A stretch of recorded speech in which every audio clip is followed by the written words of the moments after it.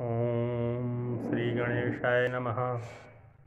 वंशे विभूषित करानवनीरदाभात् पीताम्बरादरुणबिम्बफलाधरोष्ठात् पूर्णेन्दुसुन्दरमुखादरविन्दनेत्रात् कृष्णात् परं किमपि तत्त्वमहं न जाने। कृष्णात् परं किमपि तत्त्वमहं न जाने।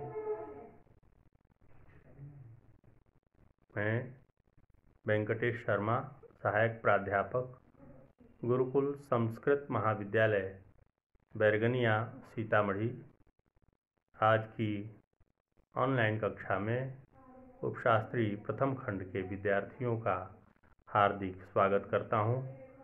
आज की कक्षा अनिवार्य द्वितीय पत्र राष्ट्रभाषा हिंदी की है। आज हम लोग ओ सदा नीरा नामक पाठ के कुछ प्रश्नों का समाधान करेंगे। प्रश्न है, चंपारण में शिक्षा की व्यवस्था के लिए गांधी जी ने क्या किया? उत्तर होगा, गांधी जी ने 3 गांवों में आश्रम तथा विद्यालय स्थापित किए। बड़हरवा, मधुबन और भितिहरवा, इन 3 गांवों में उक्त तीनों विद्यालय थे। उनके संचालन के लिए कार्यकर्ता गुजरात और महाराष्ट्र से आए। बड़हरवा के विद्यालय का संचालन विदेश में शिक्षा प्राप्त बबन श्री गोखले तथा उनकी विदुषी पत्नी अवंतिकाबाई गोखले को सौंपा गया। देवदास गांधी भी उनके साथ थे। मधुबन में गांधी जी ने गुजरात के नरहरि दास पारीख, उनकी पत्नी तथा अपने सेक्रेटरी महादेव देसाई को भेजा। आचार्य कृपलानी भी कुछ दिन वहां ठहरे। भितहरवा के अध्यक्ष वयोवृद्ध डॉक्टर देव थे और वहां उनके सहयोगी सोमन जी थे। भितिहरवा आश्रम में कस्तूरबा जी रही। बाद में वहां पुंडलीक जी गए। इस प्रकार चंपारण के लोगों में शिक्षा के प्रचार करने के लिए महात्मा गांधी ने महान पुनीत कार्य किए। अगला प्रश्न है, गांधी जी के शिक्षा संबंधी आदर्श क्या थे? उत्तर है, गांधी जी ने उन तीनों विद्यालयों में सरकार के शिक्षा नीति के आधार पर नपा-तुला पाठ्यक्रम शुरू नहीं किया, क्योंकि वे पुरानी लीक से हटकर पठन पाठन की व्यवस्था करना चाहते थे। वह ब्रिटिश सरकार की शिक्षा पद्धति को अनुपयुक्त एवं खौफनाक समझते थे तथा उसे हेय मानते थे। उनके अनुसार छोटे बच्चों के चरित्र और बुद्धि का विकास करने के बजाय यह पद्धति उन्हें बौना बना देती है। उनका मुख्य उद्देश्य होता है कि वे बच्चे ऐसे महिला या पुरुष के संपर्क में आएं जो सुसंस्कृत एवं निष्कलुष चरित्र के हों। इसे ही गांधी जी वस्तुतः शिक्षा मानते थे। उनकी दृष्टि में अक्षर ज्ञान इस उद्देश्य की प्राप्ति का एक साधन मात्र है।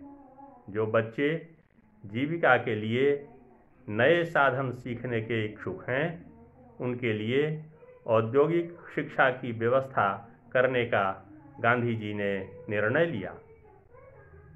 गांधी जी का विचार था कि शिक्षा प्राप्त करने के बाद ये बच्चे अपने वंशगत व्यवसायों में लग जाएं और स्कूल में प्राप्त शिक्षा का उपयोग खेती तथा अन्य ग्रामीण धंधों में करें। इसके साथ ही अपने जीवन को परिष्कृत करें।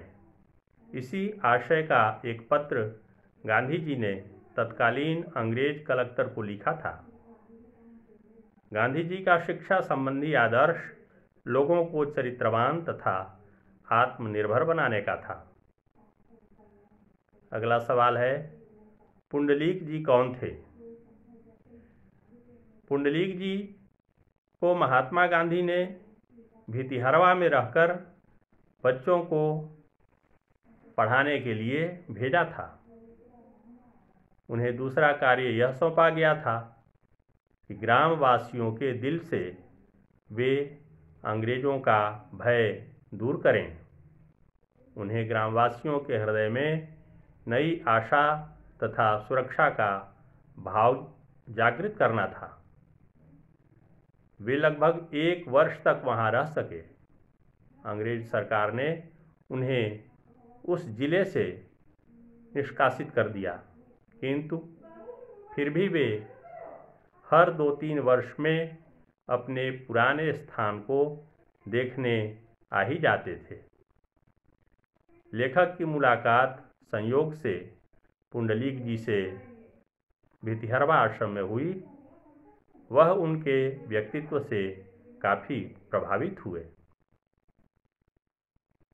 अगला प्रश्न है, गांधी जी के चंपारण आंदोलन की किन 2 सिखों का उल्लेख लेखक ने किया है? इन सिखों को आज आप कितना उपयोगी मानते हैं? इसका उत्तर है, चंपारण आंदोलन के दौरान गांधी जी द्वारा दी गई 2 सीखें निम्नलिखित थीं। पहली सीख थी लोगों में निर्भीकता की भावना जागृत करना। लेखक से आश्रम में जब पुंडलीक जी की मुलाकात हुई तो उन्होंने एक घटना का वर्णन किया। वहाँ का कुख्यात एमन साहब उनके आश्रम में आए। मिस्टर एमन नील्हा साहब थे। वहाँ का नियम था कि साहब जब आएं तो गृह स्वामी उसके स्वागत में घोड़े की लगाम स्वयं पकड़े, किंतु पुंडलीक जी ने ऐसा नहीं किया। उन्होंने लगाम पकड़ने से साफ मना कर दिया। उन्होंने कहा कि यदि उन्हें मेरे पास आना है तो आए। पुंडलीक जी ने गांधी जी से निर्भीकता सीखी थी। उन्होंने गांव वालों को भी निर्भीकता का पाठ पढ़ाया, जो चंपारण अभियान का सबसे बड़ा उद्देश्य था। इस प्रकार आज की कक्षा समाप्त हुई। धन्यवाद।